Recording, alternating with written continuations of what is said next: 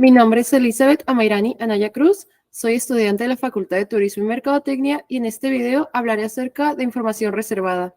Primero que nada, me parece importante entender qué es información reservada o en qué consiste. Por tanto, cuando la información se llega a considerar como reservada, esto se genera a través del ejercicio en un periodo determinado de tiempo en donde una información se encuentra parcialmente alejada del acceso público, por llamarlo de alguna manera, y esto puede ocurrir o no por diferentes motivos.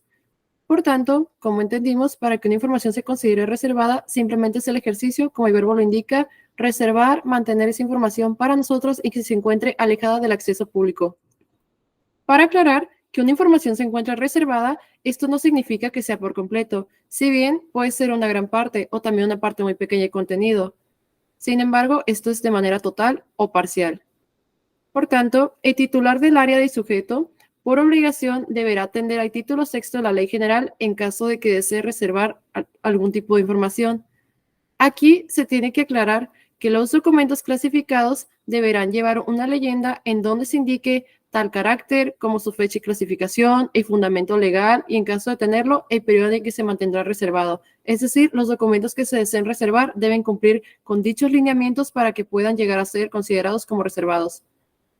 Personalmente, me parece importante mencionar que para que un documento sea reservado, puede ir desde los 5 hasta los 30 años y dentro de este plazo la información puede llegar a revelarse bajo ciertas condiciones y también se puede solicitar nuevos plazos para mantenerla reservada. Es decir, aunque nuestra información la mantengamos reservada, tenemos un plazo por un tiempo determinado y puede revelarse bajo ciertas condiciones.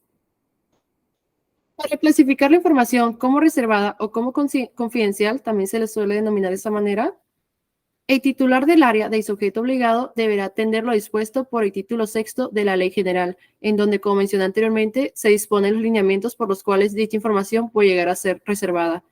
En esta ley se especifica la relación con las disposiciones contenidas en los presentes lineamientos, así como en aquellas disposiciones legales aplicables a la manera en el ámbito de sus respectivas competencias.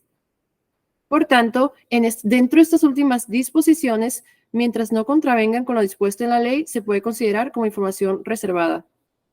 Los sujetos obligados deberán aplicar de manera estricta a las excepciones al derecho de acceso a la información y solo podrán involucrarlas cuando se acrediten de su procedencia.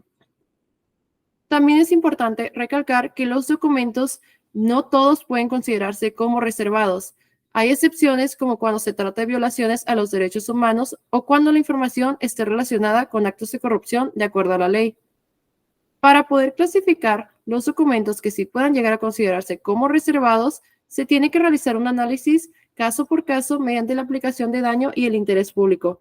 La clasificación de la información se llevará a cabo en el momento que se reciba una solicitud de acceso a la información, se determine mediante la resolución de actividad competente, se generen versiones públicas para dar cumplimiento a las obligaciones de transparencia y previstas en esta ley. Cuando ocurre el caso que se requiere un documento reservado o confidencial, será consultado por los comisionados al ser indispensable para los asuntos, y este documento se quedará de esta forma y no se agregará a los expedientes. La información reservada o confidencial, que en su caso sea consultada por los comisionados, puede resultar indispensable para resolver un asunto o algo de su determinado interés. Deberá ser mantenida en este carácter y no deberá ser disponible en el expediente. Es decir, cuando se requiera que se revise o se consulte un tipo de información reservada, no se va a poner en el expediente y será mantenida con ese carácter. Hay excepciones como en los casos en los que se sobreviviera la desclasificación de dicha información y continuara bajo el resguardo y sujeto obligado, en el que originalmente se encontraba o cuando se requiera. Esto puede ocurrir, como se mencionó desde un principio, cuando se trata de violaciones graves a los derechos humanos, delitos en contra de la humanidad o de conformidad con disposiciones respectivas al derecho nacional o tratados internacionales dentro de los que el Estado mexicano sea parte. Por esto, me gustaría agregar que existen una variedad de puntos muy relevantes por los cuales se puede reservar información y, como se mencionó desde un principio, puede ser con cualquier tipo de interés o con cualquier tipo de finalidad. Sin embargo, la importancia de la información reservada es esa, que cierto tipo de información, por cualquier motivo, no deberá ser visible por el interés público, por tanto, podemos optar por reservarla mientras cumple con las disposiciones de acuerdo a la ley.